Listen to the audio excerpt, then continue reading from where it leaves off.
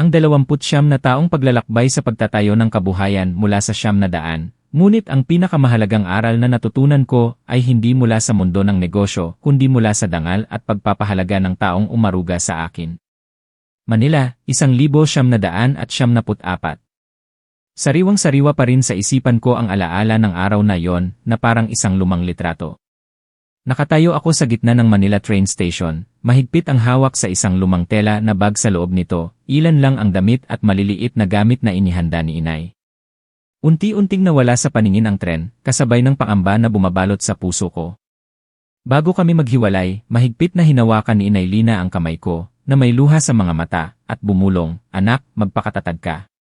Huwag na huwag kang susuko. Kung tutulungan ka man ni Ate Elena, huwag mong masyadong iasa ang lahat sa kanya. Kailangan mong matuto na tumayo sa sarili mong mga paa, tandaan mo yan." Tumango ako, pero gulong-gulo pa rin ang isip ko sa hindi malinaw na kinabukasan. May pagkasabik pero may takot. Mahirap lang ang probinsya namin, alam kong kung mananatili ako doon, habang buhay akong magsasaka. Para sa akin, ang biyaheng ito ay parang isang malaking sugal. Sinalubong ako ni Ate Elena sa Diliman bus station.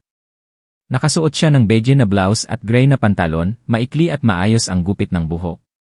Dahil sa kanyang ayos syudad, pakiramdam ko'y ang liit-liit ko. Umiti siya ng bahagya, at ang mga mata niya'y puno ng init. "Pagod ka ba sa biyahe, kapatid?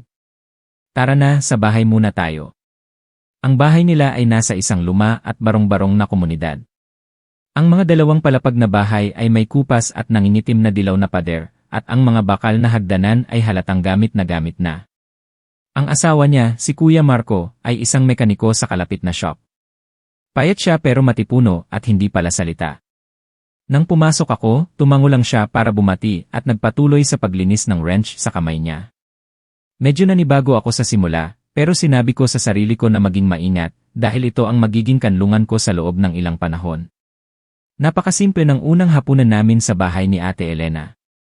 May sabaw ng gulay, isang plato ng maalat na tuyo, at inihaw na talong. Nilagyan niya ng tuyo ang plato ko, at sa boses niya ay halatang pagod na siya. "Makakatulong lang ako sa iyo sa simula. Eto, may 900 ako, kunin mo at mag-isa mong asikasuhin ang sarili mo. Mahal mabuhay sa Maynila, kaya kailangan mong humanap ng trabaho. Hindi rin kami mayaman." Nang kinuha ko ang pera, nanginig ang mga kamay ko. Ang 900 noong panahong iyon ay malaking kayamanan na para sa akin. Pero alam kong sa buhay sa syudad na ito, hindi magtatagal ang pera. Nagpasalamat ako sa kanya, at sa loob-loob ko ay pinaghalong pasasalamat at pag-aalala. Ano na kaya ang mangyayari sa mga susunod na araw? Sa mga unang araw ko, naglakad ako sa bawat kalye, naghahanap ng trabaho. Masakit na ang paa ko, basa na ang damit ko sa pawis, pero walang gustong tumanggap sa akin. Wala kasi akong karanasan at wala rin akong kakilala. Minsan, umuwi ako na punit na ang tsinelas ko. Napabuntong hininga si Ate Elena nang makita ako. "Mahirap yan, kapatid. Ngayon, mas gusto ng mga tao ang may kakilala. Ang tulad mo na dayo." Si Kuya Marco naman ay walang sinabi, tumingin lang sa akin ng matagal bago tahimik na bumalik sa shop niya. Alam kong hindi ako masyadong welcome, kaya lalo akong na-pressure na tumayo sa sarili kong mga paa. Isang umaga, nakita ko ang isang for hire na papel sa pintuan ng telaan ni Tito Quinito, isang lalaki na nasa 50, may buhok na kulay asin at may mabait na mga mata. Naglakas loob akong pumasok, magalang na bumati, at nagtanong kung pwede akong mag-apply.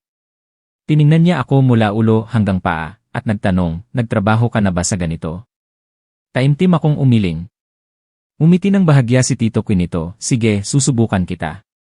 Ang sweldo mo sa unang buwan ay 444 lang, pero kung maganda ang trabaho mo, dadagdagan ko." Natuwa ako, yumuko para magpasalamat, at lumuha dahil sa wakas ay nakahanap din ako ng lugar na masisilungan. Mula noon, maaga na akong gumigising, kumakain ng pansit, at pumupunta sa tindahan bago pa ito magbukas. Hindi mabigat ang trabaho, pero kailangan ng detalyadong atensyon, mula sa pagtupi ng bawat tela hanggang sa pagtala sa mga libro. Dahil sa pagiging malikot ko, madalas akong napapagalitan, minsan pa nga'y mali ang gupit ko. Buntong hininga lang si Tito Quinito at hindi ako sinisigawan, sa halip ay matyaga niya akong tinuturuan. Lihim akong nagpapasalamat at nangako sa sarili na magiging mabilis akong matuto para hindi ako mapahiya sa kanya. Pagkatapos ng trabaho, madalas ay gabi na. Naglalakad ako pabalik sa compound. Minsan, umuulan at malamig ang hangin, manhid ang mga kamay ko sa lamig. Pero pag uwi ko, nandoon si Kuya Marco, gumagawa ng mga gamit sa bahay mula sa kawayan para kumita. Si Ate Elena naman ay nagtatahi ng mga damit ng mga anak nila. Tahimik ang buong paligid, maririnig lang ang tunog ng karayom at sinulid at ang pagaspas ng kawayan. Sa unang buwan ng sweldo ko, binigyan ko si Ate Elena ng 222 para sa pambayad sa pagkain. Tiningnan niya ako na may pagkamangha sa mga mata at tumango, makakatulong yan, salamat. Wala na akong idinagdag pa, inilagay ko lang ang natirang pera sa aking tela na bag at nangako sa sarili na mag-ipon ako. Kahit na masikip ang bahay sa compound, na may amag at tumutulong bubong, pakiramdam ko ay ito ang simula ng isang mahabang paglalakbay. Isang araw, habang nagtutupi ako ng tela, narinig kong pinag-uusapan ni Tito Quinito ang pagbubukas ng isa pang tindahan sa Quezon Street. Naglakas loob akong magtanong, Tito, kung magbubukas po kayo ng isa pa, kailangan niyo po ba ng trabahador? Tiningnan niya ako at mukhang nag-iisip siya, pero ang bagong tindahan ay kailangan ng bihasa at marunong makipag-usap. Sandali ka pa lang dito. Yumuko ako at bigla akong nalungkot. Pero nagpatuloy siya, kung desidido ka, tuturuan pa kita. Ang mahalaga ay maging masipag ka at huwag matakot sa hirap. Ang mga salitang iyon ay nagbigay ng panibagong lakas sa akin. Nagtanong ako sa kanya kung pwede niyang ituro sa akin kung paano makipag-usap sa mga customer, paano makilala ang mga material at ang mga presyo. Gabi-gabi pag uwi ko, ginagamit ko ang mga lumang tela para magsanay magtupi at magputol, at minsan pa'y tumatayo ako sa harap ng salamin at nagsasanay ngumiti. Pero hindi palaging maganda ang buhay. Isang gabi, umuwi ako ng late dahil tinulungan ko si Tito Quinito na magligpit. Sinalubong ako ni Ate Elena na may malamig na tingin, na saan ka galing? Mula sa trabaho o kung saan? Mag-ingat ka, baka mapagkamalan ka. Si Kuya Marco naman ay walang sinabi pero nakita ko ang pagsimangot niya. Nanahimik lang ako dahil alam kong walang magbabago kahit magpaliwanag pa ako. Lalo akong na-pressure na maghanap ng sarili kong tirahan para hindi ako ma-pressure sa bawat galaw ko. Malamig ang taglamig sa taong iyon.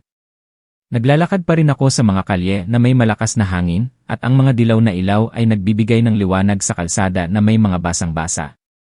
Sa tuwing nakikita ko ang mga naglalakihang tindahan at ang dami ng tao, nangangarap ako na balang araw ay magkakaroon din ako ng sarili kong tindahan para hindi na ako asa sa iba. Hindi ko alam na 29 na taon pagkatapos, ang pangarap na yon ay magiging totoo at babalik ako sa lugar na yon na may halaga ng pera na makapagpapamangha sa kahit sino. Pero sa panahong iyon pa lang ang simula ng aking paglalakbay. At hindi ko inaasahan na ang 900 na ibinigay sa akin ni Ate Elena noong araw na iyon ang magiging simula ng isang kamangha-manghang kwento ng buhay na may halong utang na loob at mga lihim na matatagpuan ko sa mga susunod na taon. Nasanay na ako sa ritmo ng buhay sa Maynila.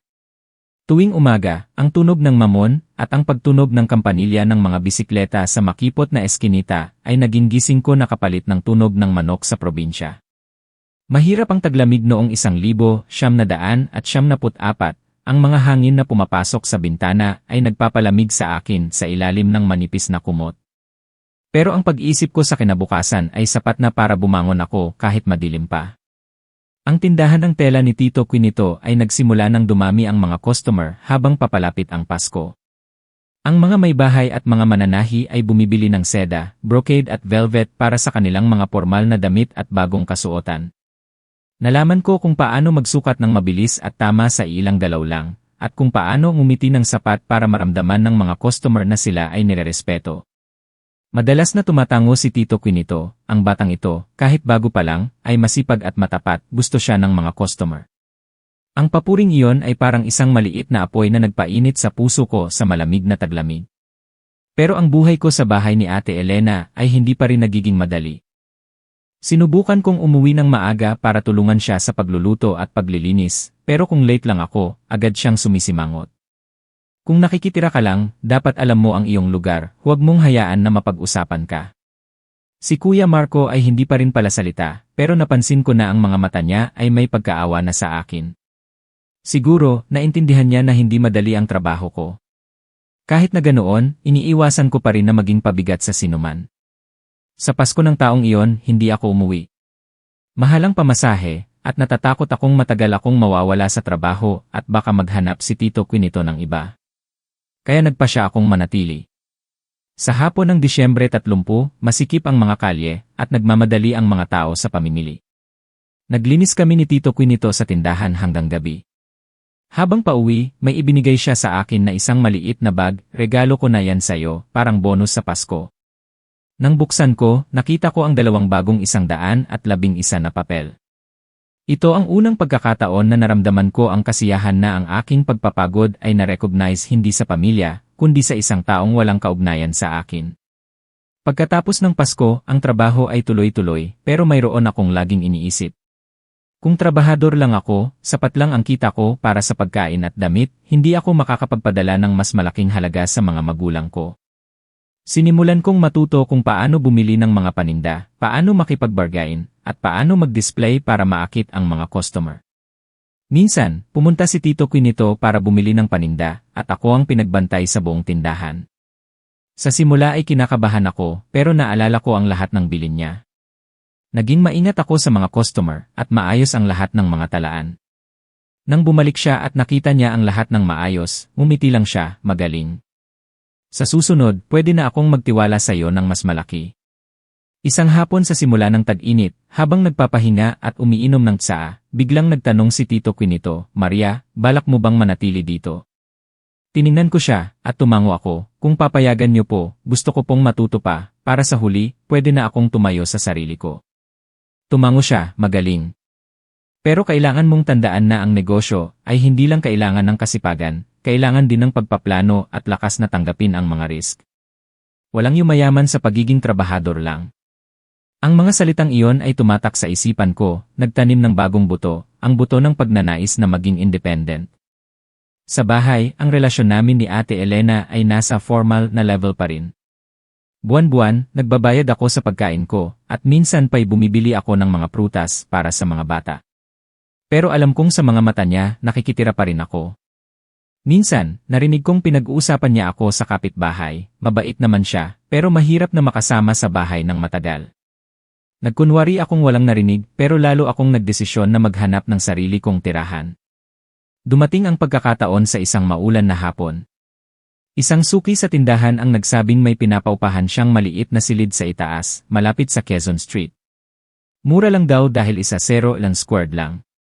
Nag-isip ako sa buong gabi, binalans ko ang sweldo ko, ang gastusin sa pagkain, at nagdesisyon na lumipat. Nang sinabi ko kay Ate Elena, tumango lang siya, bahala ka. Sa panahong iyon, hindi ko alam kung relief ba o lungkot ang nakita ko sa mga mata niya.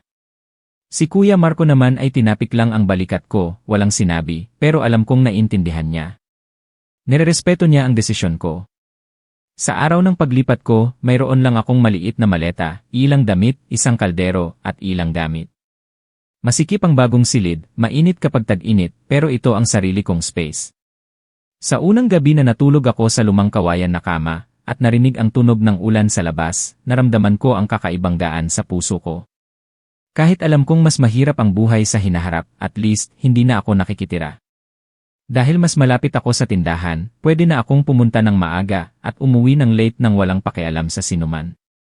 Kumuha ako ng dagdag na trabaho, kasama si Tito Quinito sa pamimili ng mga paninda, at natuto kung paano pumili ng tela, kung paano makilala ang bawat brocade, seda, linen, at cotton. Tinuruan din niya ako kung paano mag-compute para kumita, pero masaya pa rin ang mga customer. Ang mga araling iyon ay wala sa libro, pero mas mahalaga kaysa sa kahit anong degree. Minsan, sinubukan akong ipadala ni Tito Quinito para makipag-bargain sa isang malaking supplier sa Divisoria Market. Naalala ko, napakainit ng araw na yon, tumutulo ang pawis ko, pero matyaga akong nakipag-usap at nagbigay ng mga dahilan para makakuha ng magandang presyo. Nang bumalik ako, tiningnan niya ang mga talaan ko at tumawa, Maria, mayroon kang talent sa negosyo. Ito ang pinakamurang presyo na nakuha ko sa kanila. Umiti ako at sa loob-loob ko ay pinaghalong tuwa at kumpiyansa. Lumipas ang panahon at nag-ipon ako para ipadala sa mga magulang ko sa probinsya. Sa tuwing nakakatanggap ako ng sulat mula kay inay na may nanginginig na sulat kamay dahil sa katandaan at pagod, lumuluha ako. Sinabi niya sa sulat na dahil sa pera na ipinadala ko, may pambayad na ang mga kapatid ko sa tuition at naayos na ang lumang bubong ng bahay namin. Alam kong sulit ang lahat ng hirap na pinagdaanan ko. Pero hindi lang araw-araw na may magandang araw at pagkakataon sa Maynila. Sa mga araw na iyon, nagsimula akong makaranas sa katotohanan ng negosyo, ang mga kompetisyon na walang awa. Minsan, ang katabing tindahan ay nagsubok na agawin ang mga customer sa pamamagitan ng pagbaba ng presyo, at nagpakalat pa ng mga masasamang balita tungkol sa tindahan ni Tito Quinito. Ang sinabi lang niya, ang negosyo ay kailangan ng tiwala. Basta gawin mo lang ang tama, maintindihan ka ng mga tunay na customer. Ang mga salitang iyon ay naging prinsipyo ko hanggang sa huli. Ang mga unang karanasan na iyon, mula sa unang pera na kinita ko sa pawis hanggang sa mga aral sa tiwala, ay unti-unting hinubog ang pagkatao ko. Sa panahong iyon, hindi ko alam na ang mga mahirap na taon na iyon sa Maynila ang magiging pundasyon para pagkatapos ng 29 na taon, makakabalik ako na may dalang regalo na makapagpapatahimik sa lahat. At mula dito, nagsimula ang mga bagong kabanata na nagdala sa akin sa mga tao at mga kwento na magbabago sa buhay ko habang buhay. Sa mga unang araw na nakatira ako sa maliit na silid sa Quezon Street, pinaghalong gaan at lungkot ang naramdaman ko. Wala na ang mga ingay ng mga bata at ang amoy ng luto ni Ate Elena. Sa halip ay ang amoy ng lumang pader at ang tunog ng hangin sa gabi. Pero ito ang sarili kong mundo na pinangarap ko. Tuwing umaga, binubuksan ko ang kahoy na pintuan, lumalanghap ng sariwang hangin at lumalabas sa kalye. Pakiramdam ko ay nagsisimula talaga ako ng bagong buhay, isang buhay na para sa akin. Ang trabaho sa tindahan ng tela ni Tito Quinito ay lalong nagiging busy. Hindi lang ako nagtitinda, sinisimulan ko na ring tandaan ang mga pangalan ng mga suki, ang mga gusto nila, at ang kanilang mga shopping habit. May suki ako na nagngangalang Ligaya, na madalas magpapatahi ng formal wear, at sa tuwing pupunta siya, tinatanong niya kung ano ang mga bagong tela na dumating. Mayroon ding customer na nagngangalang Teresa na mahilig bumili ng tela na may simpleng kulay, at madalas ay hindi nagpapalit ng style. Nalaman ko na ang negosyo ay hindi lang pagpapalitan ng produkto, kundi tiwala at relasyon din. Madalas akong sinasabihan ni Tito Quinito, huwag mong kalimutan ang tiwala, anak. Ang mawalan ng isang customer ay parang nawalan ka na ng daang pagkakataon.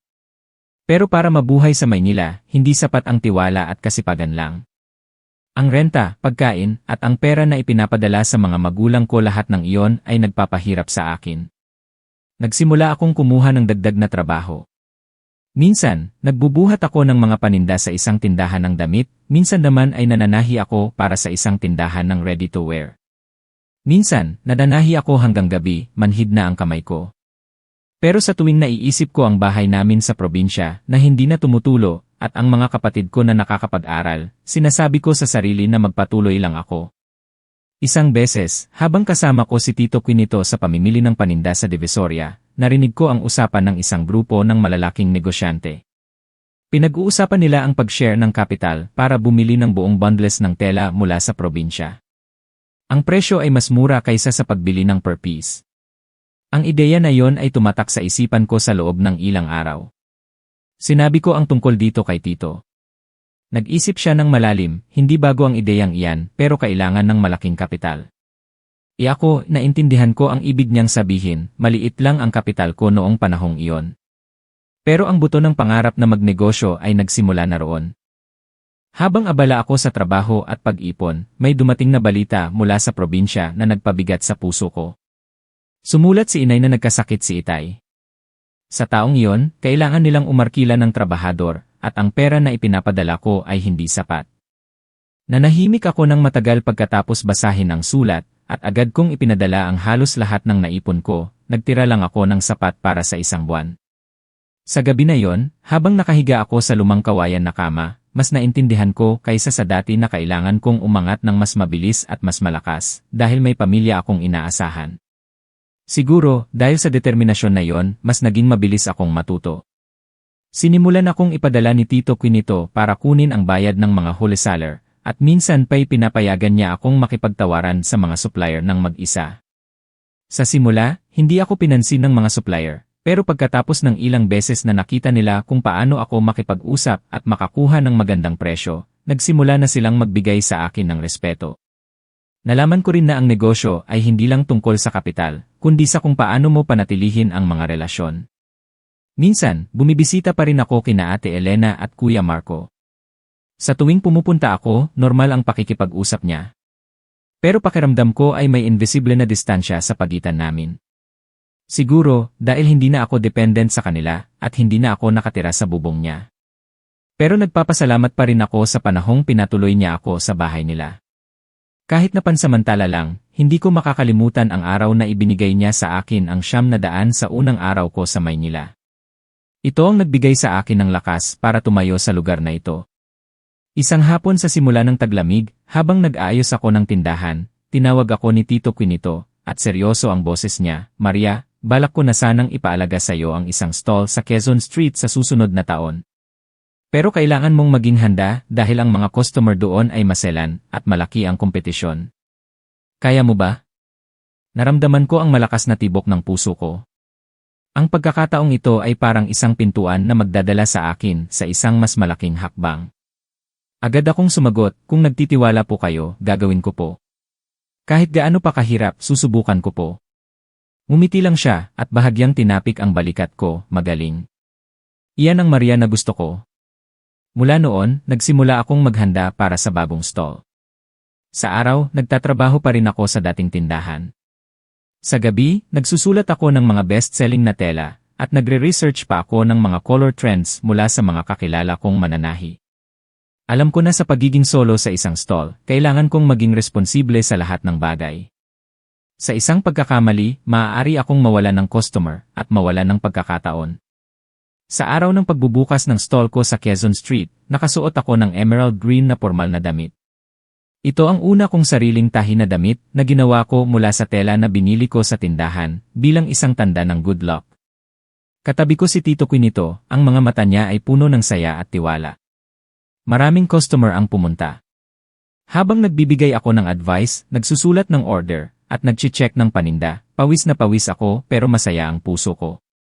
Nang isinara ko ang tindahan sa gabi, at binilang ang mga benta, alam kong maganda ang simula ko. Mula sa araw na yon, opisyal na akong naging manager ng isang stall. Dumami ang trabaho at lumaki ang pressure.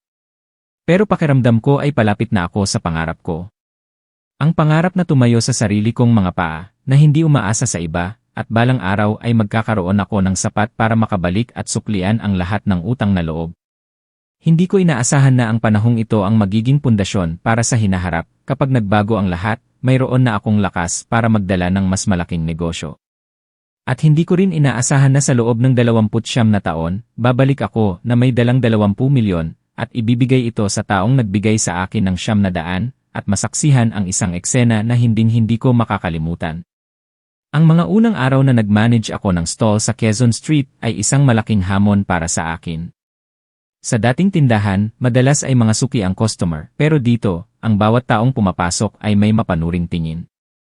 Mayroong magalang na nagtatanong, pero marami rin ang nagpapahiya at nagtatawaran ng matindi. Alam ko na sa isang lugar na maraming negosyo, kung hindi ka matibay, maaari kang kainin. Natuto akong maging matatag sa mga pintas, umiti kapag pinipilit akong magbenta sa mas mababang presyo, at maging maingat sa pag-obserba para malaman ang kailangan ng customer. Minsan, dumadaan si Tito Quinito, tahimik na tumatayo sa isang sulok ng tindahan at aalis para ako ang mag-asikaso sa lahat ng sitwasyon. Sa tuwing babalik siya, isa lang ang tanong niya, "Kumusta ang araw?" Kung sasabihin kong umaayos, tutango siya, at kung sasabihin kong may problema, agad niyang sasabihin, "Normal lang ang problema, basta panatilihin mo lang ang tiwala, at ang mga customer ay babalik." Dahil sa sobrang busy ko, minsan ay nakakalimutan ko ng mag-lunch, pero sa kabila nito, nagsimula ng tumaas ang kita ko buwan-buwan. Pinapanatili ko pa rin ang ugali ng pagpapadala ng pera sa probinsya, at ang natira ay iniipon ko. Ang maliit kong silid ay luma pa rin, pero may bago na akong electric fan. Mayroon na ring maliit na kahoy na mesa para sa mga talaan, at isang bagong aluminum na kaldero. Ang mga maliliit na pagbabago na iyon ay nagparamdam sa akin na umuusad ako. Isang araw, bigla kong nakita si Ate Elena. Kasama niya ang kanyang anak na lalaki para bumili ng tela. Nang makita niya ako, nagulat siya at mumiti, "Ang galing mo. May sarili ka ng tindahan ngayon?" Umiling ako, "Hindi pa po, ate. Nagtatrabaho pa rin ako kay Tito Quinito pero nagtitiwala siya sa akin na mag-alaga. Tumango siya na may mga mata na mahirap basahin. Nag-usap kami ng sandali bago siya umalis pero ang kanyang figura habang papalabas ay nagparamdam sa akin ng lungkot. Nagtataka ako, naaalala kaya niya ang hapon na yon nang ibinigay niya sa akin ang ₱900 at sinabihan niya akong maging independent. Lumipas ang panahon at nagsimula na akong magkaroon ng mga suki sa Quezon Street. Mayroong mga customer na sa tingin ko pa lang ay alam ko na kung anong tela at kulay ang gusto nila. Nalaman ko kung paano basahin ang customer at kung ano ang gusto nila bago pa man sila magsalita. Ang kasanayang ito ay nakatulong sa akin na makabenta ng mas mabilis at makakuha ng mas maraming suki. Mayroong mga may-ari ng mga malalaking tailoring shop na nag-imbitahan sa akin para makipag-partner sa mahabang panahon at nangako sila na buwan-buwan ay kukuha sila ng malaking halaga ng tela. Pero habang lalong nagiging maayos ang negosyo, lalo namang lumalaki ang kompetisyon. Isang bagong tindahan ang nagbukas sa katabi na may sold at cost na signboard at big discounts para maakit ang mga customer. Minsan, nakita ko na ang ilang suki ko ay pumunta doon. Sa panahong iyon, kinakabahan ako pero ang mga salita ni Tito Quinito ay umalinggaw sa isipan ko, madali lang magbaba ng presyo pero mahirap panatilihin ang mga customer. Huwag kang magbenta sa mas mababang presyo, sa halip magbenta ka sa pamamagitan ng tiwala. Nagdesisyon akong panatilihin ang kalidad at ang serbisyo, at tanggapin ang pagkawala ng ilang customer sa unang ilang linggo. At tama nga, nang matapos ang big discounts ng kabilang tindahan, bumalik ang mga customer. Dahil alam nila na kapag bumili sila dito, hindi sila maluloko sa kalidad.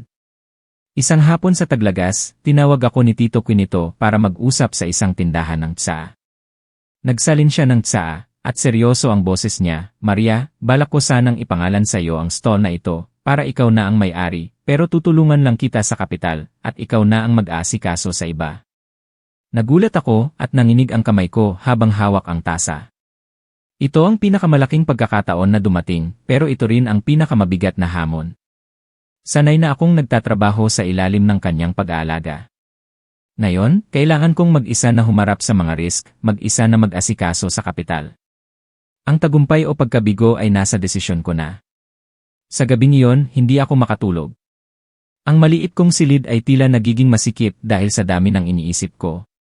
Naisip ko ang mga magulang ko sa probinsya, ang mga araw na kailangan kong maglakad sa kalsada na may ulan at hangin para makapunta sa tindahan, at ang pangarap ko na magkaroon ng sarili kong tindahan.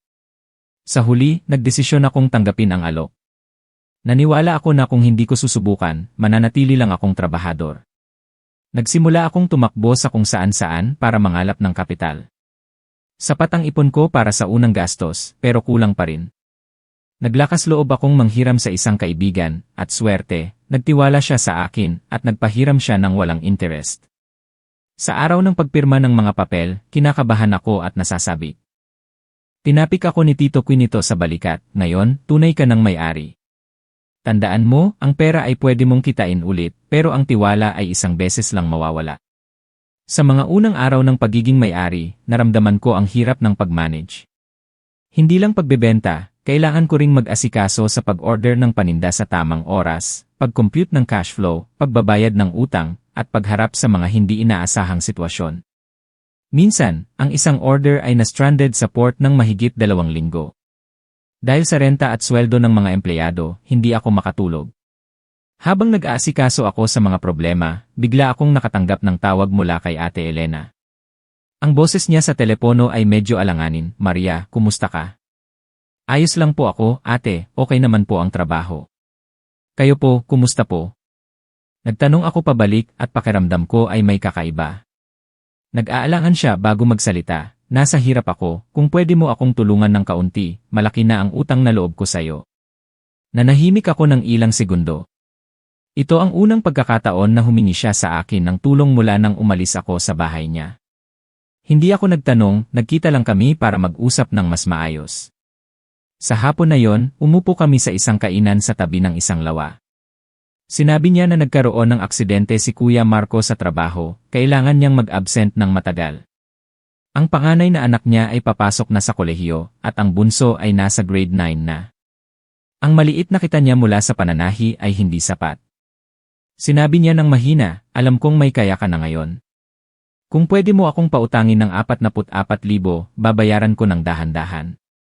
Tiningnan ko siya, at naalala ko ang figura ng babae na nagbigay sa akin ng 900 noon. Naramdaman ko ang lungkot. Tumango ako, ate, isipin mo na lang na ibinabalik ko sa iyo ang utang na loob ko. Hindi mo kailangang bayaran. Kapag maayos na ang lahat, magkita na lang tayo ng madalas.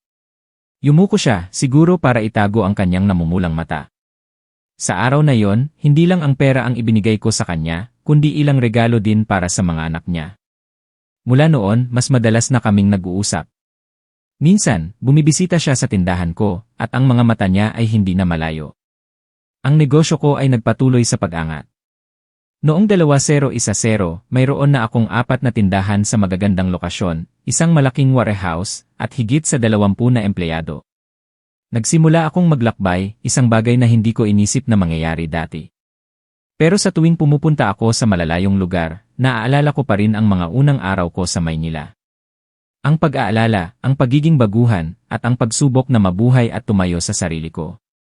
Ito ay nagpapaalala sa akin na huwag kalimutan kung saan ako nagsimula. Sa panahong ito, mas madalas ko nang nakakasama ang pamilya ko sa probinsya. Bumili ako ng lupa sa tabi ng bahay ng mga magulang ko, at nagpatayo ako ng isang magandang bahay para may tirahan ang mga kapatid ko. Dinala ko ang mga magulang ko sa Maynila para sa kanilang medical check-up, at sinisigurado kong hindi sila nagkukulang sa kahit anong bagay. Sa tuwing nakikita ko ang ngiti ni inay, nararamdaman ko na sulit ang lahat ng hirap na pinagdaanan ko. Pero dumating ulit ang mga problema.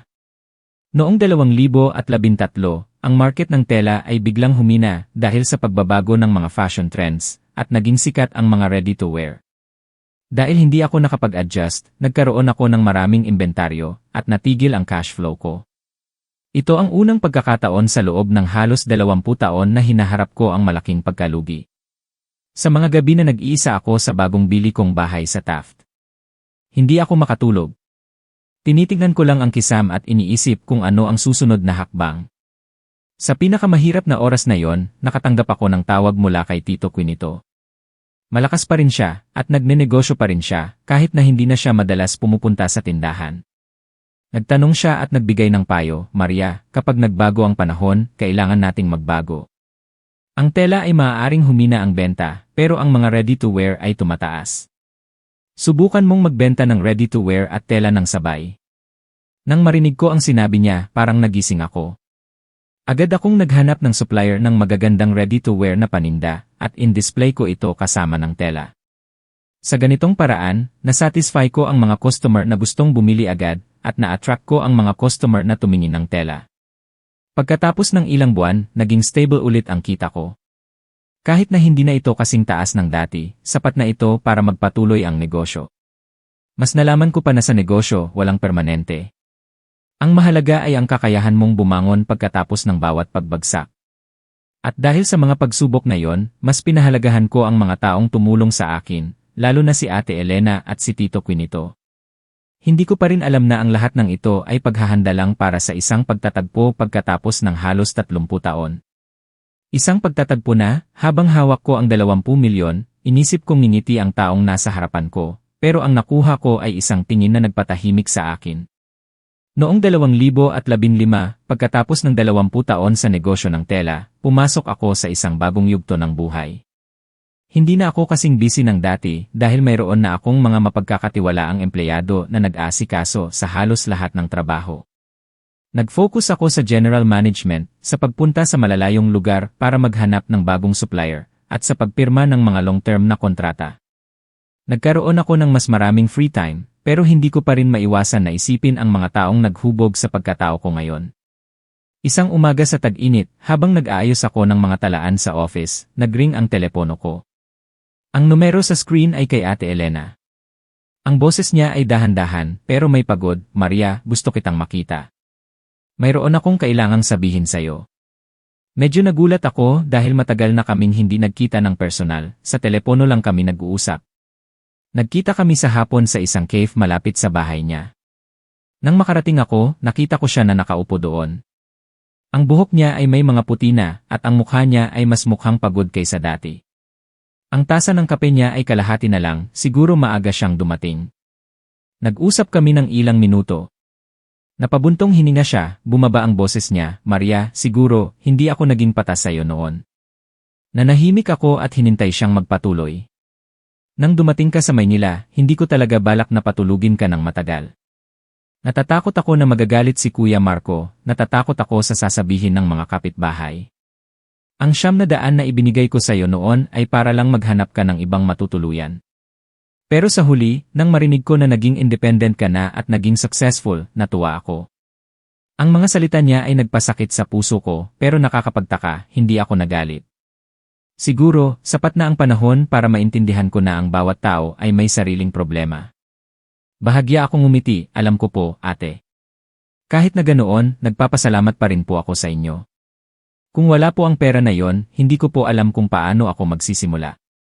Tiningnan niya ako na may pagkamangha sa mga mata. Siguro, hindi niya inaasahan na magiging kalmado ako. Nanahimik kami ng matagal bago ko siya tanungin tungkol sa mga anak niya. Sinabi niya na ang panganay niyang anak na lalaki ay nakatapos na sa pag-aaral at nagtatrabaho sa isang construction company. Ang bunso naman ay ikakasal na. Nakikinig ako at mayroong ideya na pumasok sa isipan ko, siguro, malapit na ang oras para gawin ang matagal ko ng pinaplano, ang suklian siya ng karapat-dapat. Sa mga susunod na taon, nagpatuloy ang pag-angat ng negosyo ko.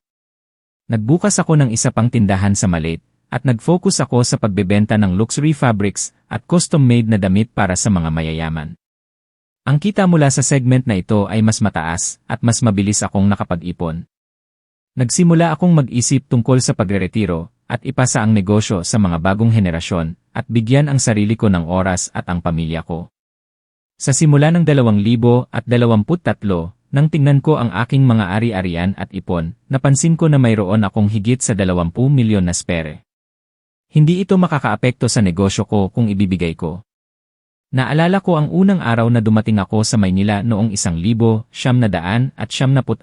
wala akong pera, mayroon lang akong lumang bag ng damit at 900 mula kay Ate Elena. Sa loob ng halos 30 taon, dumaan ako sa napakaraming pagsubok at bumangon ako pagkatapos ng bawat kabiguan.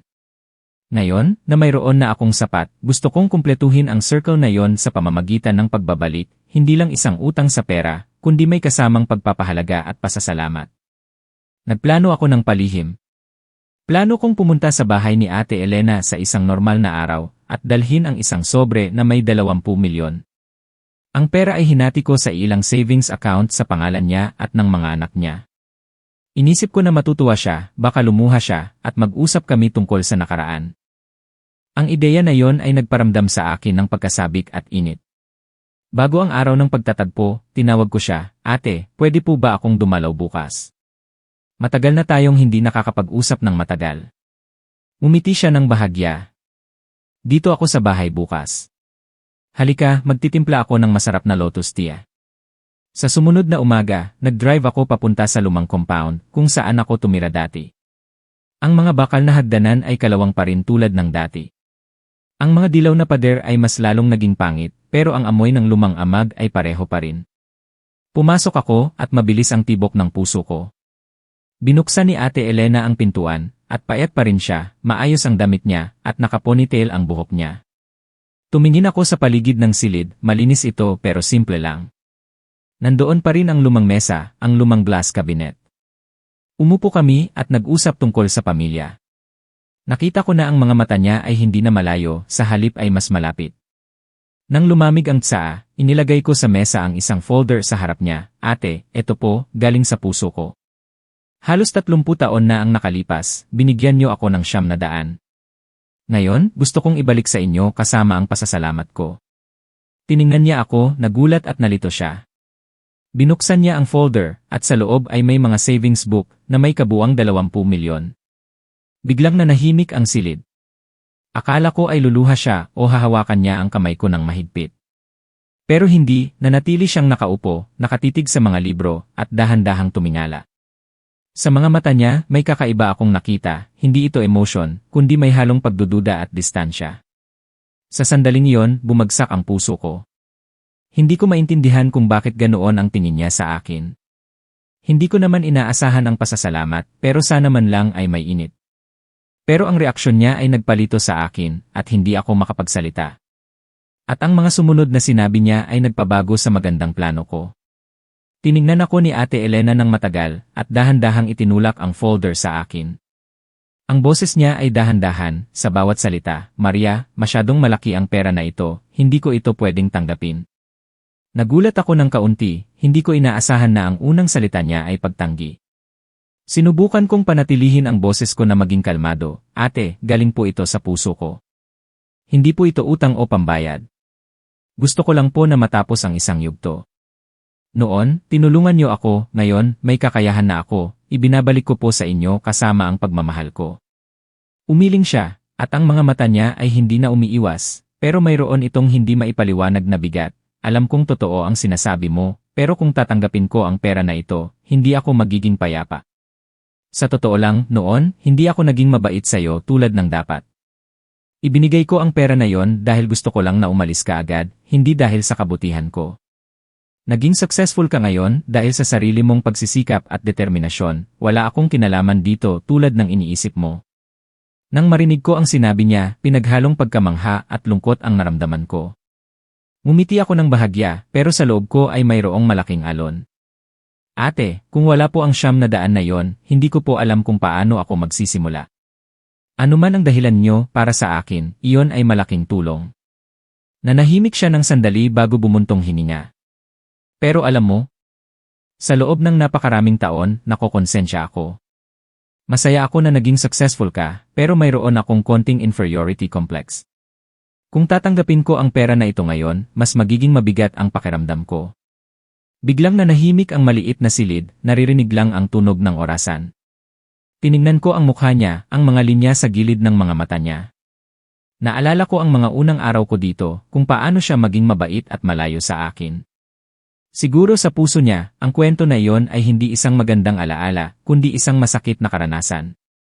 Dahan-dahan kong itinulak ang folder sa kanya ulit, mas matatag ang boses ko, "Ate, hindi po ito pabigat, kundi pagkakataon. Isang pagkakataon para sa inyo at sa pamilya niyo na maging mas komportable at hindi na mag-alala sa pera. Kung pakiramdam niyo ay mabigat pa rin, isipin niyo na lang na para po ito sa mga anak niyo para magkaroon sila ng magandang kinabukasan." Tiningnan niya ako, nag-aalinlangan ang mga mata niya. Alam kong nag-iisip siya. Sa huli, tumango siya, pero hindi niya kinuha agad. Ipinatong lang niya ang kamay niya sa folder, at sinabi ng dahan-dahan, "Kung para sa mga anak ko, tatanggapin ko, pero gusto kong maintindihan mo, ang pagmamahal sa pagitan namin ay hindi nasusukat ng pera." Tumango ako, at sa loob ko ay pinaghalong gaan at lungkot.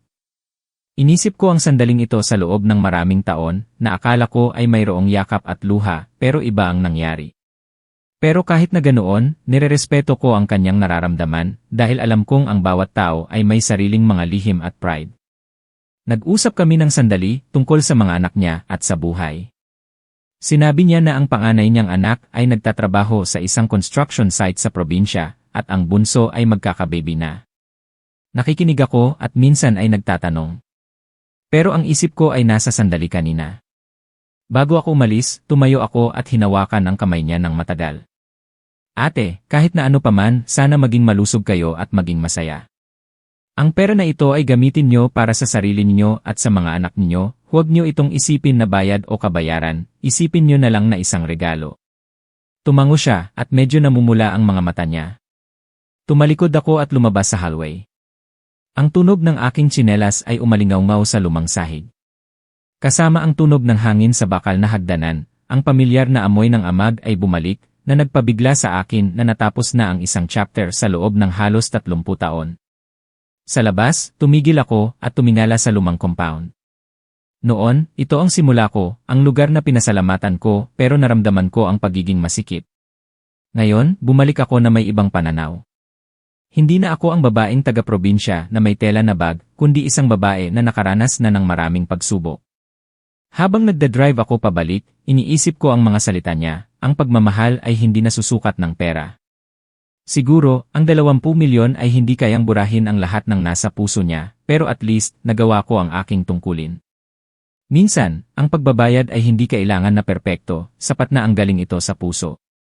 Sa hapon na yon, nang makauwi ako, tinawag ko si Tito Quinito. Sinabi ko sa kanya ang lahat, pati na ang reaksyon ni Ate Elena.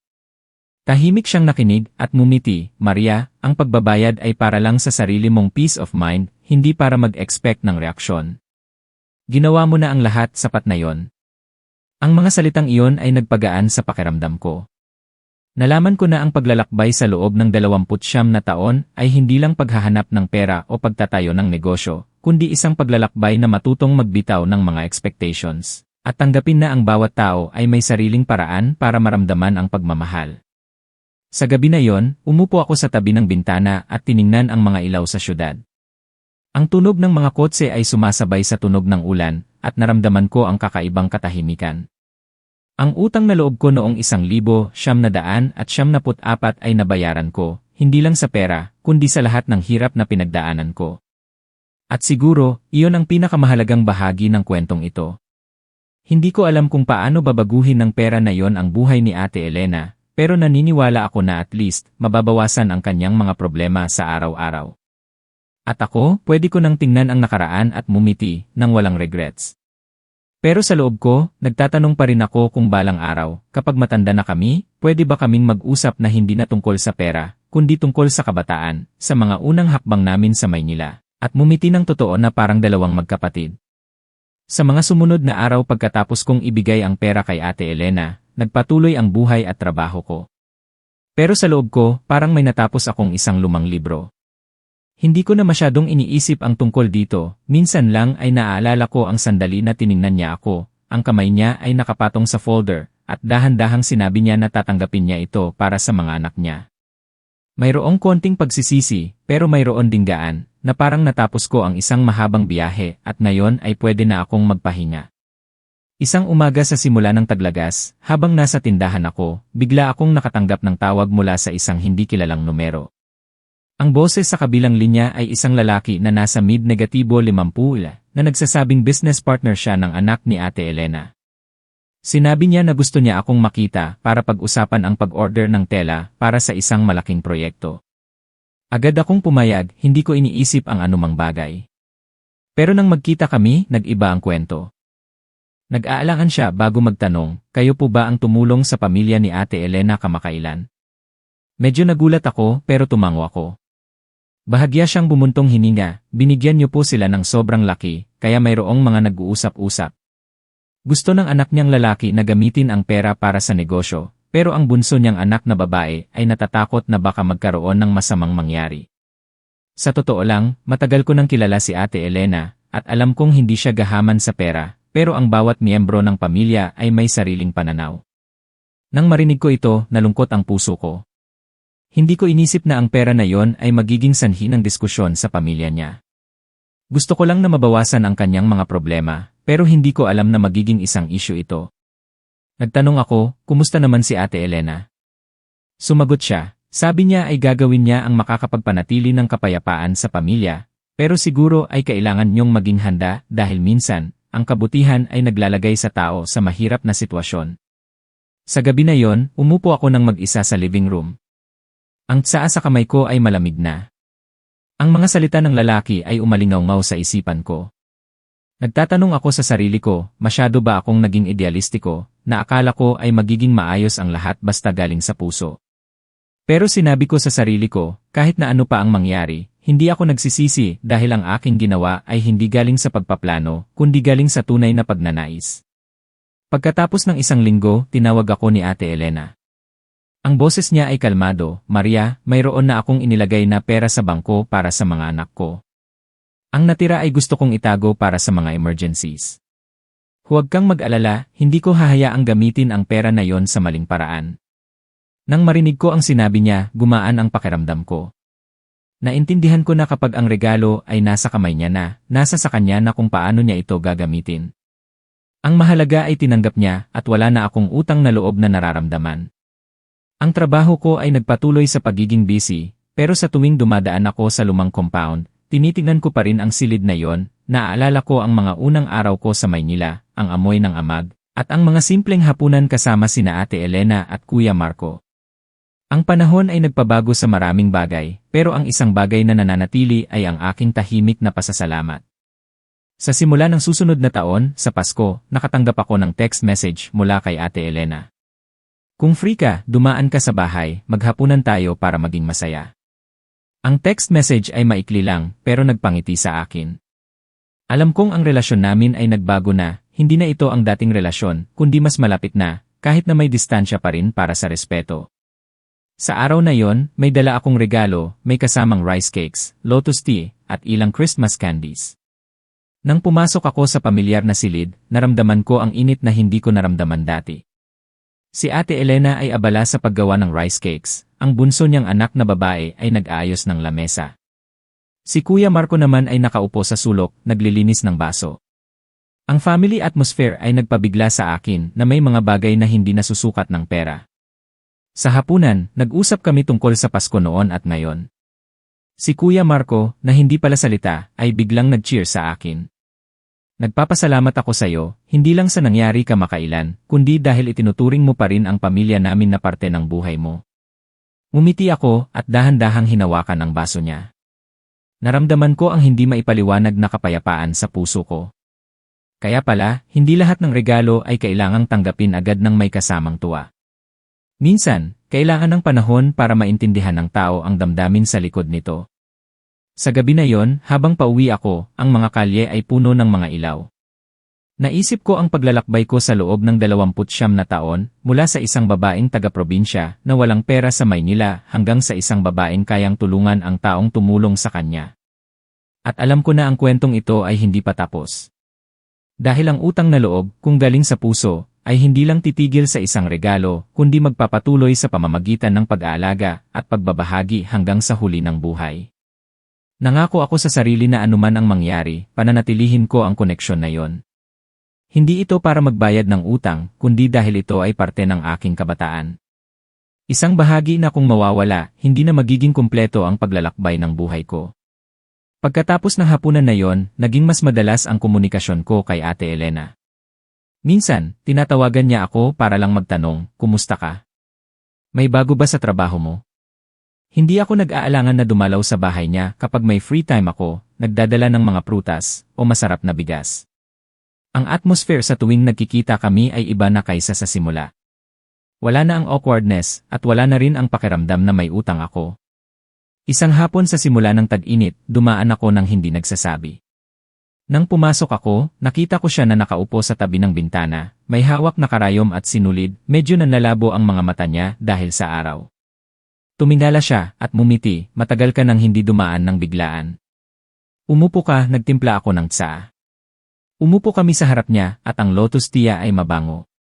Nagtanong ako tungkol sa kalusugan niya.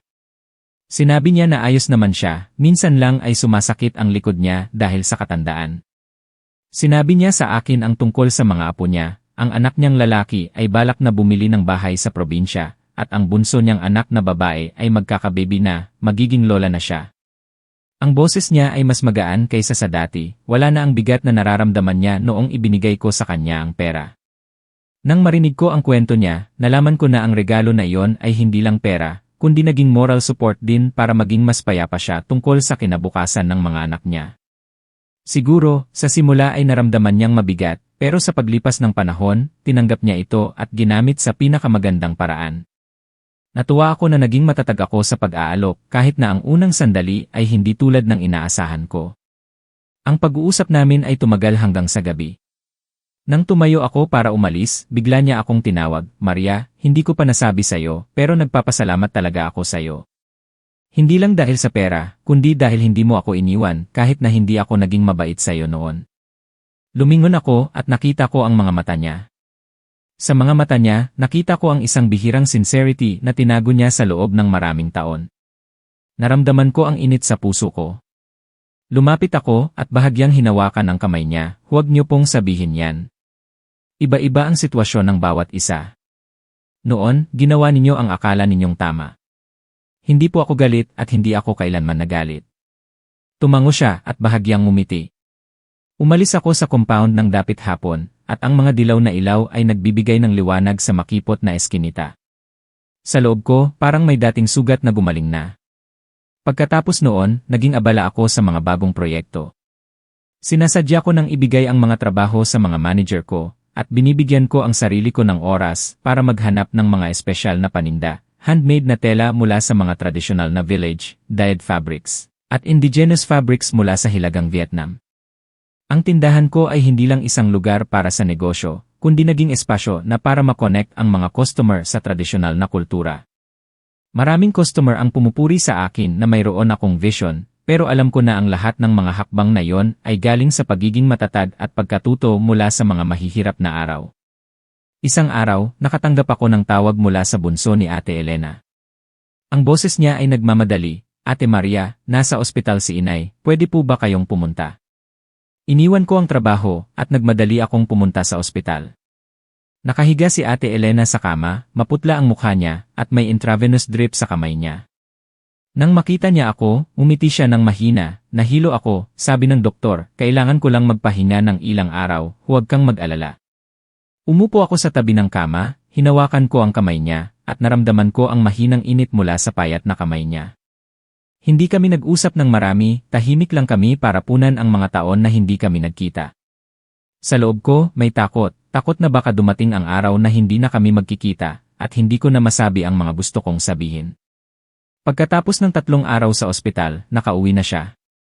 Nag-offer ako na ihatid siya, pero sinabi niya na ang anak niya na ang bahala. Bago ako umalis, hinawakan niya ang kamay ko ng mahigpit, "Huwag kang mag-alala, mag-ingat ako. Ikaw din, huwag kang masyadong magtrabaho." Ang mga salitang iyon ay simple lang, pero naramdaman ko ang tunay na pag-aalala. Hindi na ito ang dating distansya, kundi ang koneksyon ng dalawang tao na dumaan na sa maraming emosyon para marating ang punto nang ito. Mula noon, mas madalas na akong dumadalaw sa kanya. Hindi lang sa holidays, minsan ay may dala akong bulaklak, minsan naman ay may prutas.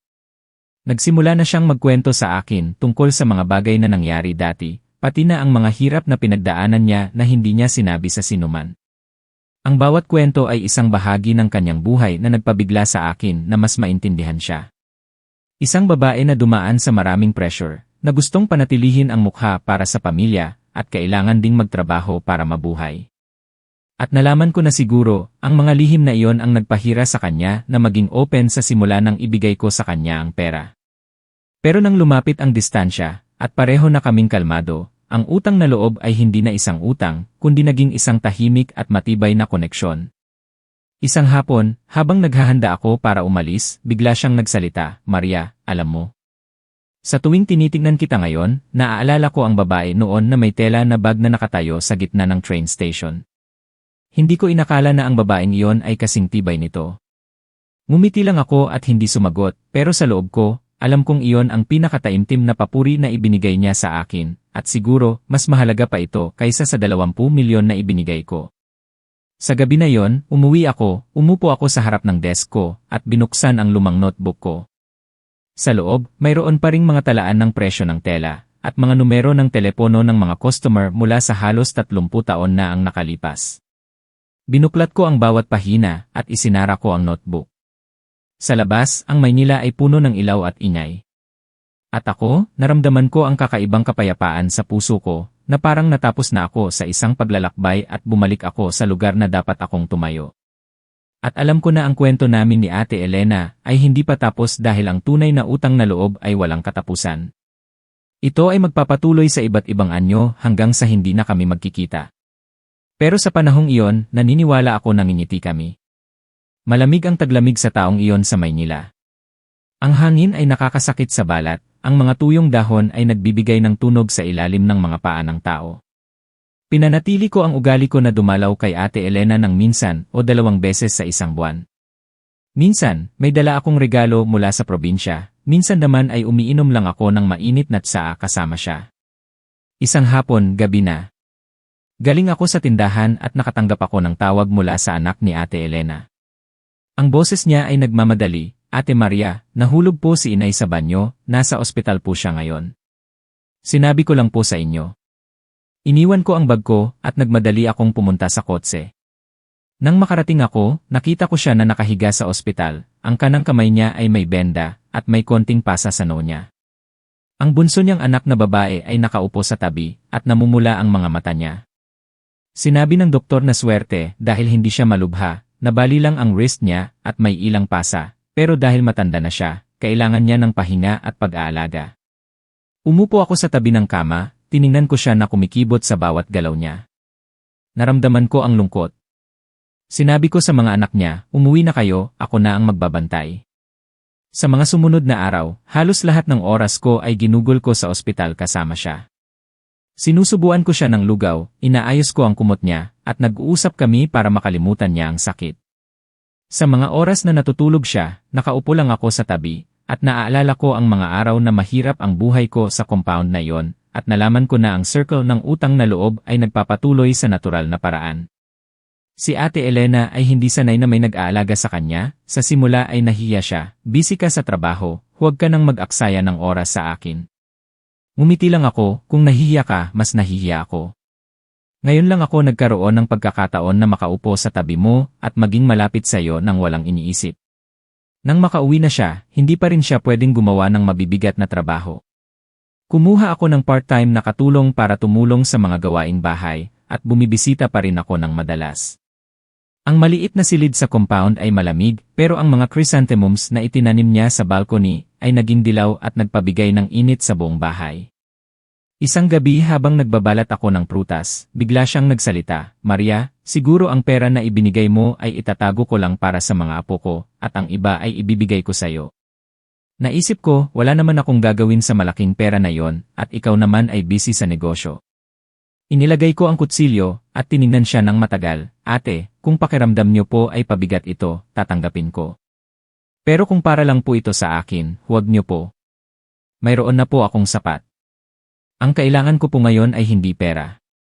Nanahimik siya ng sandali at tumango. Alam kong naintindihan niya ang ibig kong sabihin. Nariyan na kami sa yugto na hindi na namin kailangang sukatin ang pagmamahal sa pamamagitan ng materyal na bagay. Ngayon, ang mga pag-uusap namin, ang mga oras na magkasama kaming umiinom ng tsaa, ang mga mahalagang bagay. Sa susunod na tagsibol, naging mas malakas siya. Nagsimula na siyang lumabas sa balcony para alagaan ang mga halaman, at minsan ay dumadalaw sa mga kapitbahay. Dinadala ko pa rin siya sa kanyang mga check-up, at sa tuwing aalis ako, sinasabihan ko siya na mag-ingat, gusto ko po kayong imbitahan sa 35th anniversary ng pagpunta ko sa Maynila. Nang marinig niya ang sinabi ko, tumawa siya. Ang mga linya sa gilid ng kanyang mga mata ay naging mas malinaw, ang bilis ng panahon, halos 30 taon na. Nang dumating ka dito, hindi ko inisip na darating ang araw na ito. Tumawa rin ako, pero sa loob ko ay mayroon akong hindi maipaliwanag na emosyon. Siguro, dumaan na kami sa maraming emosyon mula sa distansya, konsensya hanggang sa pag-intindihan at koneksyon. At ang mga taon na yon ang nagpatibay sa koneksyon na ito. Isang umaga sa simula ng tag-init, nakatanggap ako ng masayang balita. Ang bunso ni Ate Elena ay magkakababy na. Tuwang-tuwa siya habang sinasabi niya sa akin sa telepono. Masaya rin ako, at nangako ako na maghahanap ako ng magagandang tela para sa baby. Sa mga araw na yon, nalaman ko na ang utang na loob ay hindi palaging kailangan ng malaking gestures. Minsan, ang mahalaga ay ang pagiging nandoon ka sa tamang oras, isang mainit na tsaa sa isang maulan na hapon, o isang tanong tungkol sa kalusugan. Hindi na kami masyadong nag-uusap tungkol sa nakaraan, sa halip ay tungkol sa kasalukuyan, sa mga maliliit na bagay na sapat na para magbigay ng init sa puso. Minsan, habang nasa hagdanan kami, sinabi niya ng mahina, "Maria, alam ko na pakiramdam mo ay may utang ka sa akin, pero sa totoo lang, ako ang may utang sa'yo, utang sa pasensya mo, at utang sa kabaitan na tinago mo sa loob ng napakaraming taon." Umiling lang ako at hindi sumagot. Dahil alam ko na kung susukatin pa namin, hindi magiging sapat. Ang mahalaga ay ngayon, pareho na kaming nakangiti sa isa't isa, ang ngiti na walang halong iba. Sa hapon na yon, nang umalis ako sa compound, tumingala ako sa pangalawang palapag. Nakatayo siya sa balcony, may hawak na tasa ng tsaa, at nakatitig sa akin. Sa sandaling iyon, naramdaman ko na ang lahat ng distansya noon ay nawala na, ang natira ay kapayapaan na parang ang dapit hapon na ilaw sa lumang bubong. At alam ko na ang kwento namin ni Ate Elena ay magpapatuloy, hindi dahil sa utang na loob noong 1994, kundi dahil ang koneksyon na yon ay naging parte na ng aming buhay. Sa huli ng taglagas na yon, ang Maynila ay sinalubong ng mga malamig na hangin. Pinanatili ko ang ugali ko na bumibisita kay Ate Elena ng minsan sa isang linggo, kahit nagaano pa ako kabisi. Minsan, umupo lang ako sa loob ng kalahating oras para uminom ng tsaa kasama siya. Minsan naman ay mas matagal, tinutulungan ko siya na maglinis ng balcony o mag-ayos ng mga damit niya. Sa tuwing ginagawa ko iyon, pakiramdam ko ay hindi lang ako dumadalaw sa isang pinsan, kundi pinananatili ko rin ang isang bahagi ng aking sariling alaala. Isang hapon, nang pumasok ako sa bahay, nakaupo si Ate Elena sa mesa, sa harap niya ay may isang lumang album. Nang makita niya ako, umiti siya, halika, may ipapakita ako sa'yo. Kumuha ako ng upuan at umupo ako sa tabi niya. Tiningnan ko ang dilaw na album. Ang mga lumang litrato ay malabo at ang mga gilid ay luma na. Ang mga litrato ay mula sa halos 30 taon na ang nakalipas. Mayroong litrato na kinunan noong dumating ako sa Maynila, maikli ang buhok ko, payat ang mukha, nakatayo sa sulok ng compound. Mayroong litrato sa Pasko, ang buong pamilya ay nakaupo sa isang simpleng lamesa. Binuklat ni Ate Elena ang bawat pahina at ang mga mata niya ay lumuluha. Minsan, naiisip ko, sana noon ay mas naging mabait ako sa'yo, baka mas naging malapit na tayo. Pero siguro, ganito ang tadhana para magkaroon tayo ng pagkakataon na mag-intindihan ngayon. Umiti ako at dahan-dahang isinara ang album. Hindi po ako kailanman nagalit sa inyo. Kung wala po ang panahong iyon, siguro wala akong lakas para maging independent. Nanahimik siya ng sandali bago magtanong, naisip mo ba kung ano ang buhay mo kung hindi ka pumunta sa Maynila? Tumango ako. Pero isang bagay ang sigurado ako, gusto kong makawala sa kahirapan, at gusto kong magkaroon ng pagkakataon na magpasalamat sa inyo tulad ng ginawa ko.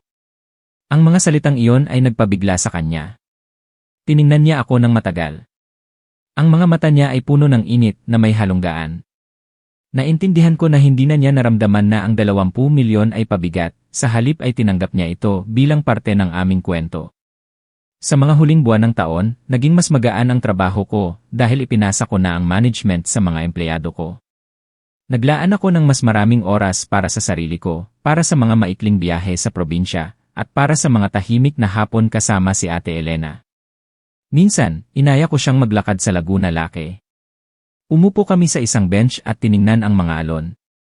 Nagkwento siya tungkol sa kanyang kabataan, sa mga pangarap na hindi natupad, at sa mga regrets. Nakikinig ako at hindi ako nagsasalita. Dahil alam ko na minsan, ang kailangan ng isang tao ay hindi advice kundi ang isang taong handang makinig sa buong kwento nila. Sa simula ng susunod na taon, nang manganak ang bunso niyang anak, dumalaw ako. Habang hawak ko ang maliit na baby, naramdaman ko ang hindi maipaliwanag na init. Nakatayo si Ate Elena sa tabi, at tuwang-tuwa siya habang nakikita ang eksena. Alam ko na kahit dumaan siya sa maraming pagsubok, ang pinakamahalaga sa kanya ay ang pamilya. Siguro, iyon ang pareho sa amin.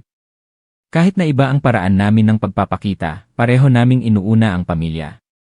Isang araw, habang naghahanda ako para umalis, bigla siyang nagsalita, Maria, siguro, dapat mo nang isulat ang kwento mo, hindi para purihin ka, kundi para malaman ng mga kabataan na mula sa wala, pwede kang magtayo ng bagong buhay. Ngumiti ako ng bahagya, kung isusulat ko, isasama ko kayo sa kwento. Tiningnan niya ako, ang mga mata niya ay puno ng bihirang humor, sige, isulat mo, basta sabihin mo ang totoo. Ang mga salitang iyon ay nagpabigla sa akin na mag-isip. Siguro, binitawan na niya ang lahat ng pag-aalangan noon, handa na siyang maging parte ng kwento ko, hindi umiiwas at hindi nagtatago. Sa huli, nang tiningnan ko ang paglalakbay sa loob ng 29 na taon, nalaman ko na hindi lang ito tungkol sa pagtatayo ng negosyo, kundi tungkol sa pag-aayos at pagtatayo ng isang relasyon na akala ko ay hinding-hindi magiging malapit. Mula sa 2 tao na magkamag-anak lang, naging matalik kaming magkaibigan, sapat na para mag-usap ng hindi kailangan ng maraming salita. Sa hapon na yon, nang umalis ako sa compound, lumingon ako sa balcony sa pangalawang palapag. Nakatayo siya doon, may hawak na tasa ng tsaa at tinitingnan ako. Sa sandaling iyon, naramdaman ko na ang lahat ng distansya noon ay nawala na, ang natira ay ang kapayapaan na parang ang dapit hapon na ilaw sa lumang bubong. Alam ko na ang kwentong ito ay nasa dulo na, pero hindi ito ang katapusan. Dahil para sa akin, ang utang na loob ay hindi nasusukat, at kapag naabot na ito ang puso, mananatili ito habang buhay. At naniniwala ako na anuman ang mangyari, ang alaala ng aking pinsan na may 900 sa kamay at ang mga salita na mag-isa mong asikasuhin ang sarili mo, ay magiging simula ko para matandaan kung saan ako nagsimula at kung bakit kailangan kong maging mapagpasalamat. Mainit at maaliwalas ang tag-init sa Maynila. Ang mga mainit na hangin mula sa Pasig River ay nagpaparamdam na ang buong syudad ay mayroong mabigat na balabal. Pinanatili ko ang ugali ko na dumalaw kay Ate Elena minsan sa isang linggo. Pero ngayon, mas mahina na siya, mas mabagal na ang mga kilos niya, at minsan ay nakakalimutan na niya ang mga bagay. Minsan, hindi pa ako umaalis ng 1-0 minuto, tinawagan na niya ako at tinanong kung kailan ako pupunta. Naramdaman ko ang lungkot at pag-aalala. Isang hapon, habang may dala akong cold crab soup, bigla niya akong hinawakan, at iba ang mga mata niya. Maria, may gusto akong sabihin sa'yo na matagal ko nang tinatago. Umupo ako sa tabi niya at hinintay siya na magpatuloy.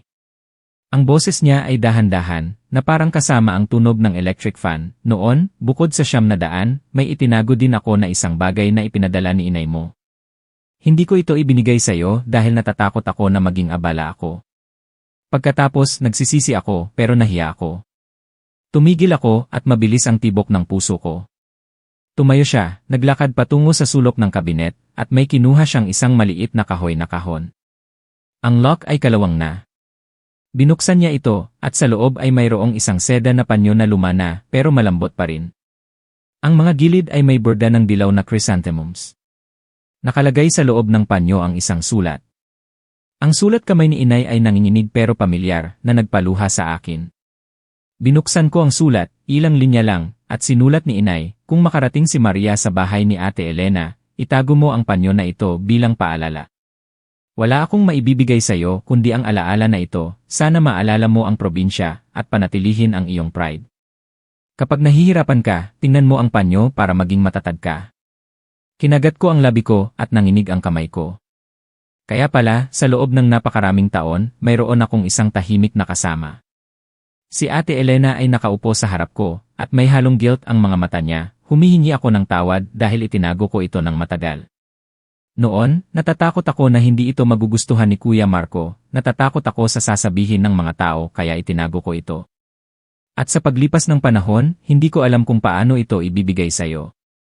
Hinawakan ko ang panyo at umiling ako, Ate, salamat po sa pag-ingat. Kung wala po kayo, siguro hindi ko na ito nakita.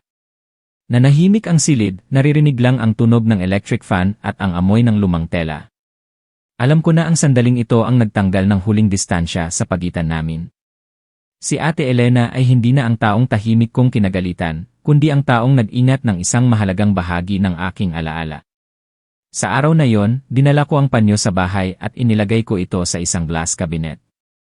Sa tuwing tinitingnan ko, parang nakikita ko ang ngiti ni inay mula sa malayo. At mas naintindihan ko na ang utang na loob ay hindi lang sa kung ano ang natanggap mo, kundi sa kung ano ang tahimik na iningatan para sa iyo ng ibang tao. Pagkatapos ng kwentong iyon, mas naging malapit ako kay Ate Elena. Sinimulan ko siyang dalhin sa kanyang mga regular na check-up, at binigyan ko siya ng telepono na may malalaking buttons para madali siyang makatawag. Sa simula ay nahiya siya. Sinabi niya na sanay na siya sa simpleng buhay, pero pagkatapos ng ilang video calls sa akin, nakita niya ang ngiti ko mula sa tindahan o sa bahay, naging masaya na siya. Isang gabi sa huli ng taon, nang isinara ko na ang tindahan, nakatanggap ako ng tawag. Naramdaman ni Ate Elena ang hilo at nahimatay habang nasa palengke. Nagmadali akong pumunta sa ospital. Nakahiga siya sa kama, maputla ang mukha niya, pero nang makita niya ako, ngumiti siya ng mahina, palagi kang dumarating sa tamang oras. Siguro sanay na akong umasa sa'yo. Umupo ako, hinawakan ko ang kamay niya, umasa lang po kayo, basta maging malakas lang po kayo. Sa mga araw na inaalagaan ko siya sa ospital, naramdaman ko na dahan-dahang nawawala ang lakas niya. Mas mabagal na ang mga hakbang niya, mas payat na ang mga kamay niya, at ang alaala niya ay minsan ay nawawala. Pero ang pagmamahal namin ay mas naging malalim.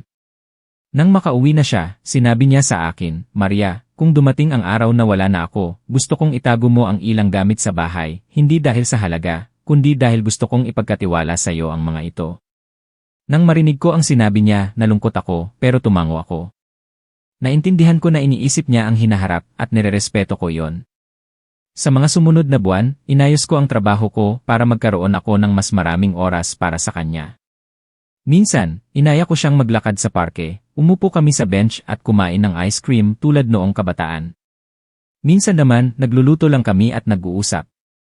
Nagkwento siya tungkol sa kanyang kabataan, pati na ang mga mahihirap na araw na hindi niya sinabi sa sinuman. Nalaman ko na sa ilalim ng kanyang matapang na facade, mayroong puso na nasaktan at natutong magtago. Nagkwento rin ako tungkol sa mga hirap na dinanas ko noong nagsisimula pa lang ako, ang mga beses na niloko ako, pinintasan, at ang mga gabi na umiiyak ako ng mag-isa. Nakikinig siya, minsan ay tumatango o ngumingiti ng bahagya. Na parang ang mga kwento na iyon ay nagpapaalam sa kanya na ang buhay namin ay magkaugnay. Isang gabi, habang naghahanda ako para umalis, bigla siyang nagsalita, "Maria, naisip ko, siguro ang seda na panyo na ipinadala ni inay mo ang dahilan kung bakit hindi ko talaga nakalimutan ka kahit na gusto kong maging malayo. Siguro, alam ni inay mo na darating ang araw na ibibigay ko ito sa'yo." Lumingon ako at nakita ko ang mga mata niya na kumikinang sa ilalim ng dilaw na ilaw. Sumagot lang ako, naniniwala po ako sa ganoon. Sa araw na yon, umuwi ako na pinaghalong gaan at lungkot ang naramdaman. Alam ko na ang koneksyon namin ni Ate Elena ay hindi lang dahil sa magkamag-anak kami, hindi lang dahil sa utang na loob noon, kundi isang invisible na koneksyon na ipinagkatiwala ni inay sa akin sa pamamagitan ng lumang panyo. At iyon ang bagay na mananatili sa akin habang buhay, kahit na dumating ang araw na wala na siya. Hindi ko inaasahan na ang regalo na iyon at ang aming kwento ay magpapatuloy sa pagbubukas ng iba pang hindi inaasahang bagay sa maikling panahon. Pagkatapos ng pag-uusap namin ni Ate Elena tungkol sa panyo, mas pinahalagahan ko pa ang mga oras na magkasama kami. Ang pagbisita sa kanya ay hindi na isang biyahe, kundi isang pag-uwi. Sa tuwing aakyat ako sa kalawang na bakal na hagdanan ng compound, naririnig ko ang tunog ng tsinelas niya sa silid, at naramdaman ko ang kapayapaan na parang bumalik ako sa pagkabata. Isang umaga sa huli ng taglamig, maaliwalas ang Maynila.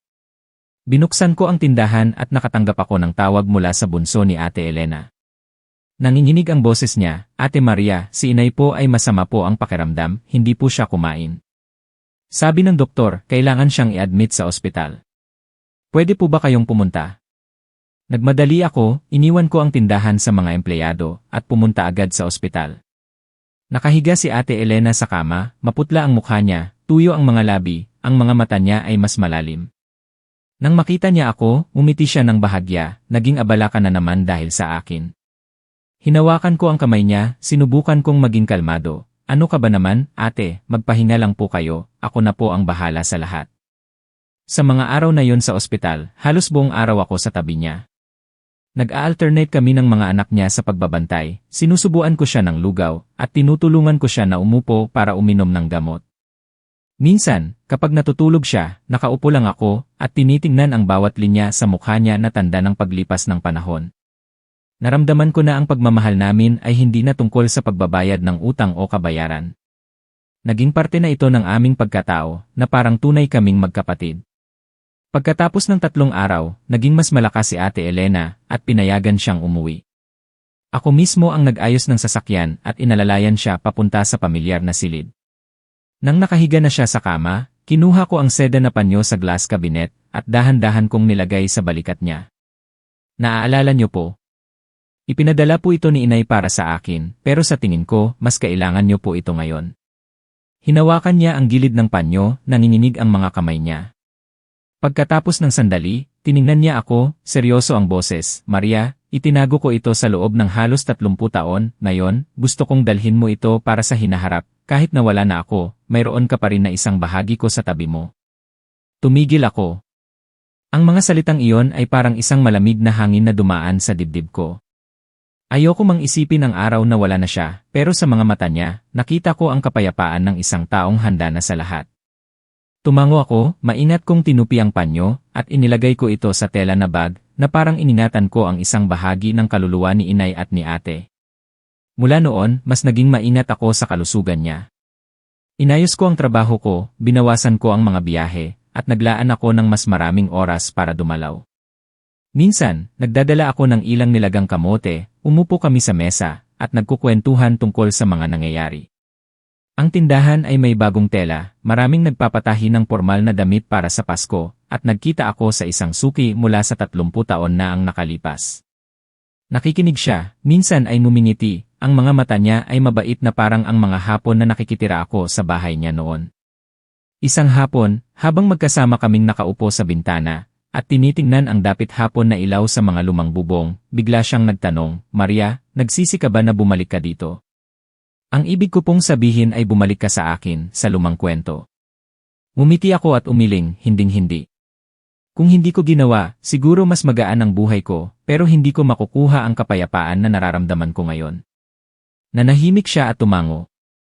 Alam ko na ang sagot na iyon ay para sa sarili ko din, para paalalahanan ako na ang ilang sugat ay gagaling lang kapag haharapin mo ito.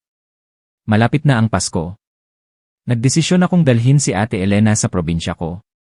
Sa simula ay nahihiya siya, sinabi niya na hindi maganda ang kalusugan niya, pero kinumbinsi ko siya na hindi namin kailangang maglakad, umupo lang siya sa bakuran at langhapin ang sariwang hangin.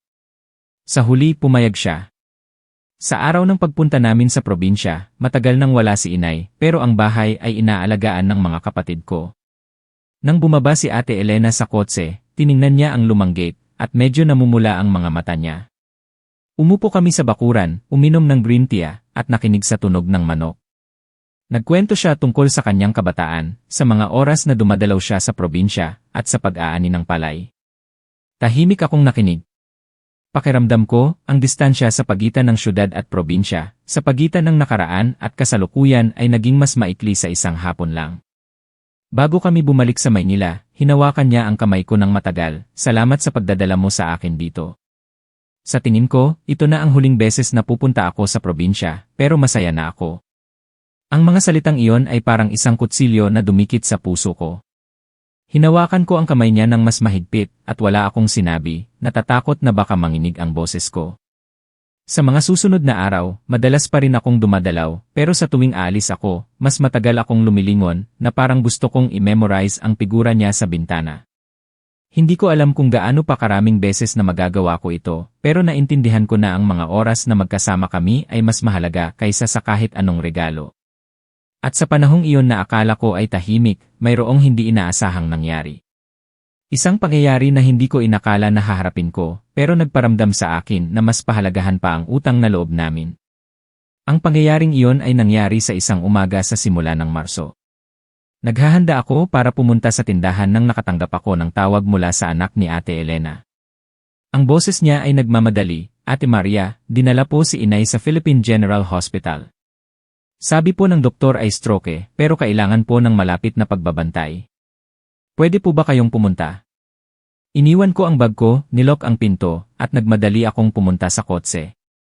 Sa isipan ko ay ang salitang stroke, mabilis ang tibok ng puso ko, at mabigat ang bawat hakbang ko sa takot. Nang makarating ako, nakita ko si Ate Elena na nakahiga sa emergency room. Ang mukha niya ay maputla, sarado ang mga mata, at mahina ang paghinga.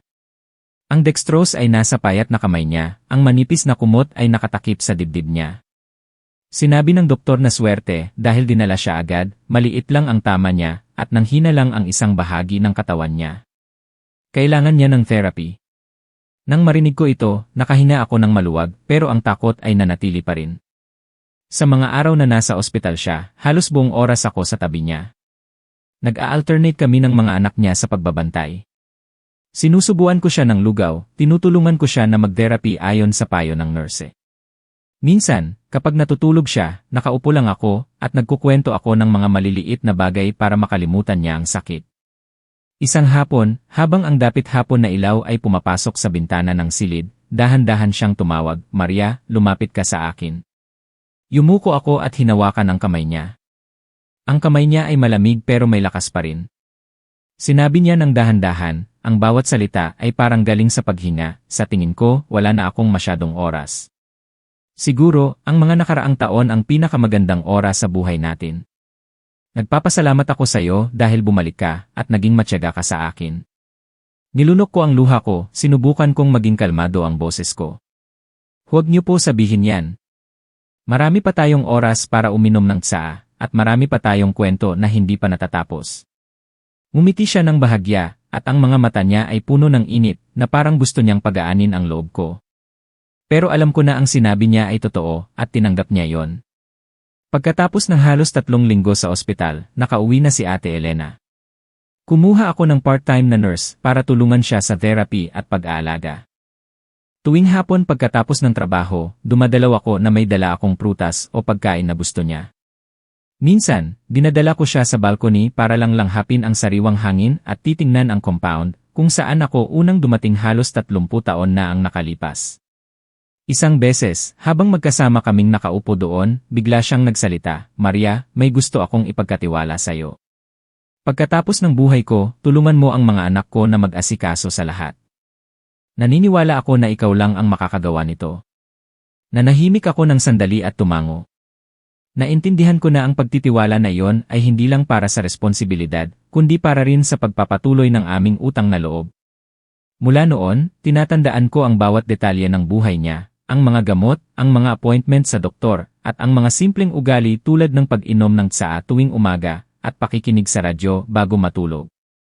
Gusto ko na kung dumating ang araw na kailangan ko siyang asikasuhin, ang lahat ng bagay ay magiging tama. Bumuti ang kalusugan niya pero hindi na tulad ng dati. Ang bawat hakbang ay kailangan ng tulong, at ang bawat paglabas ay kailangan ng pagpaplano.